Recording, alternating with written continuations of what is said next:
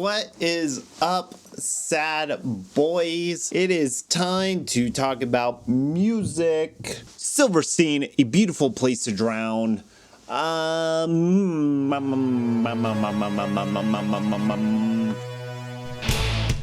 thoughts. Todd's thoughts. Todd's thoughts. This series is really interesting because I find myself gravitating towards bands that I used to really love, and I just fell apart from them. Either haven't listened to them or stopped listening to them, or they made an album that just didn't really sit right with me. And so I'm re-entering their career with their newest release. And sometimes it brings surprises. And sometimes it brings, I didn't like it. I did not like Silverstein's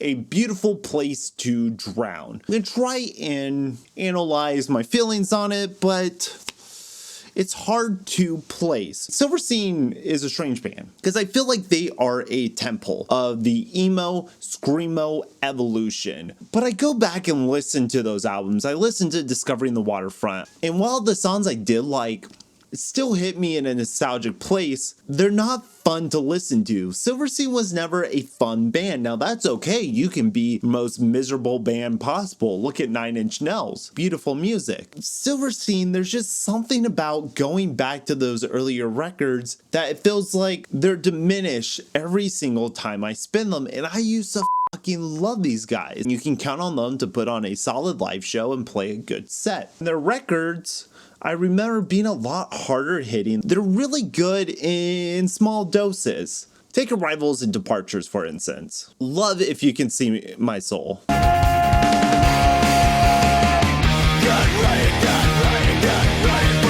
And it just hits so hard. And that first part of the album is pretty good. Every Silverstein album, you get to song 7 and song 8, and you feel like you've exhausted everything that album has to offer.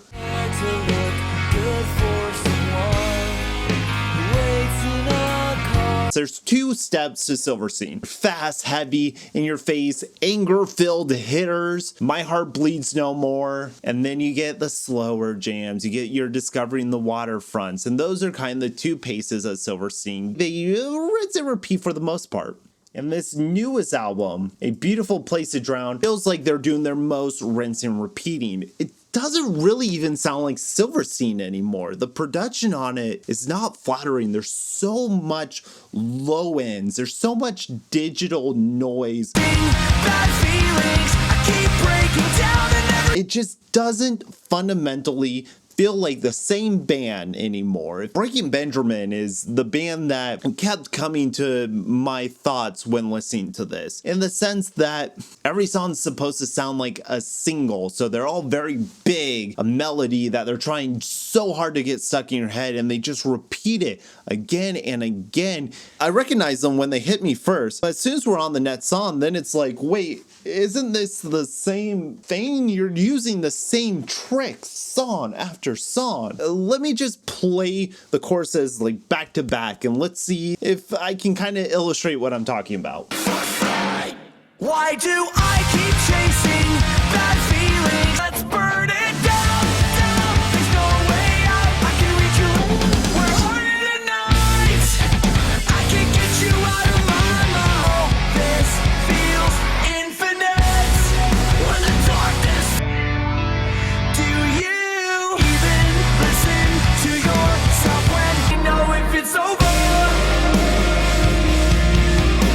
Yeah, I'm talking back to the voice in my head like you know. Can we stay here for a long time?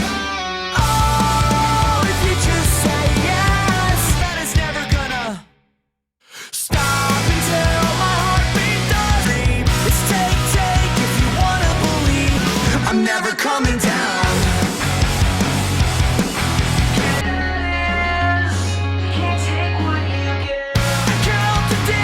Literally every single one of the songs have the same exact build up. Palm mute it, you got the single, then you build up, stop, Big chorus. Every single one of those songs followed that format. There's that stop, the pause, he says the first line of the chorus, or they don't say the chorus and then go hard into it. I don't understand how or why they made this decision. Sure, you could say that's their style, but you can implement that style in many different ways. It's even more egregious on Infinite when they do that twice in the chorus. There's the bridge, and then they do it again for the chorus. All this feels infinite.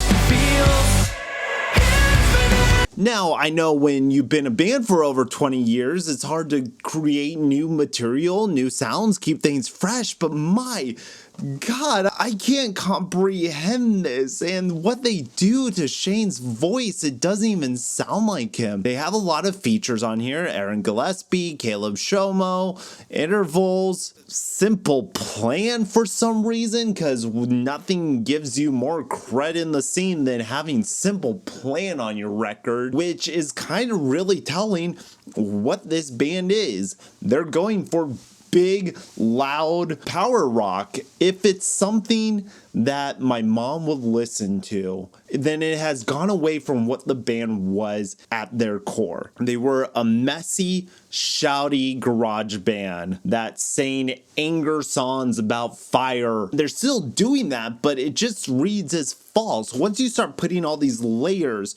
all this noise on top of everything, it's hard to take it seriously because it doesn't feel raw. It doesn't feel like a place of genuine thought. It feels like a calculated producer move.